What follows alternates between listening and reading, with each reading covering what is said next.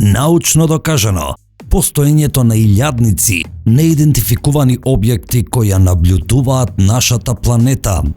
Точно слушнавте, со научно истражување, објавено во научно списание, докажано постоењето на технолошки записи во орбитата на Земјата.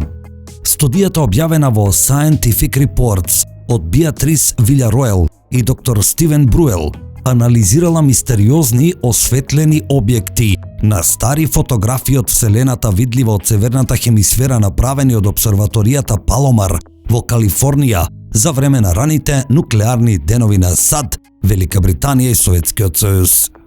Поточно истражувачите се фокусирале на 124 надземни тестови на нуклеарни бомби спроведени од трите нации, предизвикувајќи експлозии на отворено.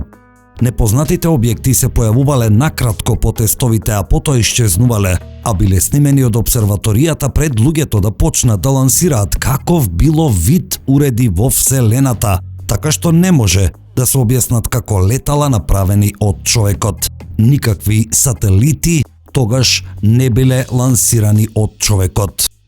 Истражувачите не само што откриле дека видувањата на НЛО се зголемиле во деновите кога се одвивале нуклеарни тестирања, туку и вкупниот број на објекти во движење, забележани на фотографиите, се зголемил за 8,5%, односно не биле сите стационирани објекти.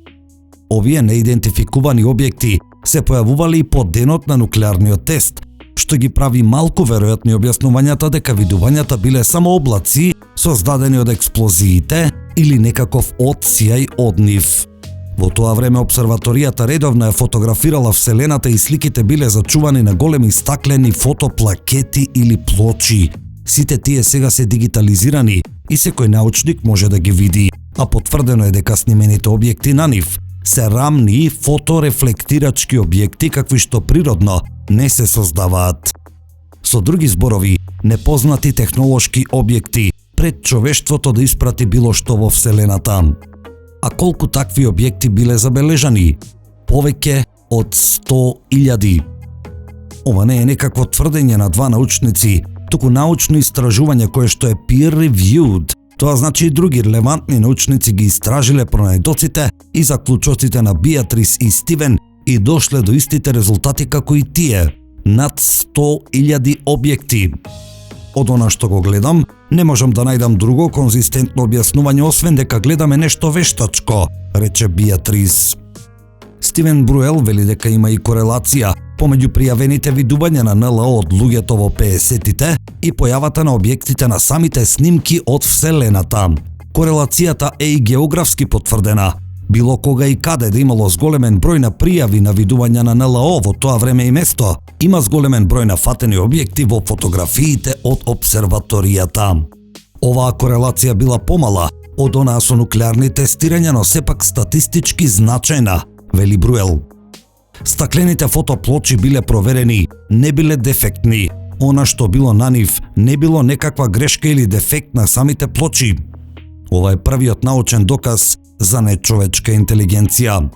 Колку и да звучи невозможно, ова конечно е вистински научен доказ, кој ги побива сите досегашни скептици. Сега како факт можеме да кажеме дека Земјата е апсолутно наблюдувана од вонземски нечовечки интелигенции и дека има апсолутна корелација меѓу појавите на овие објекти и нуклеарните случувања на нашата планета. Зошто има толку многу видувања на НЛО во близина на нуклеарни постројки, односно, зошто е толку голема корелацијата на појавата на НЛО со нуклеарни случувања и постројки на Земјата? Се започна во 40-тите, во близина на локациите за развој на атомска бомба, а од 1940-тите наваму има солидна, научно потврдена корелација меѓу видувањата на НЛО во близина на нуклеарните постројки или за време на нуклеарните тестови на нашата планета. НЛО истражувачот, авторот на книгата UFOs and Nukes, Роберт Хейстингс, интервјуирал повеќе од 160 воени ветерани кои биле сведоци на НЛО околу нуклеарни локации. Имате објекти што се следат на радарот и работат со брзини и што ниеден објект на Земјата не може да ги постигне, вели Хейстингс. Имате очевидци, воен персонал, пилоти, сведоците на овие инциденти често се високо обучен персонал со невисоки безбедносни овластувања. Нивните извештаи се подкрепуваат и со софистицирана технологија, вели Хейстингс. Дури и најпознатиот случај од 1947 година се случил во близина на првата и единствена нуклеарна воена база на Америка. А има и многу други познати случаи во 60-тите и во 70-тите години кои се детално истражени, како оној во Малмстром базата во Монтана, кога 10 боеви глави со нуклеарно боево полнење биле исклучени и уклучени кога над базата се појавил неидентификуван летечки објект. Во ерата на студената војна, кога во Америка се случувал ваков инцидент, во исто време се случувал и во Советскиот сојуз, во близина на нуклеарни постројки.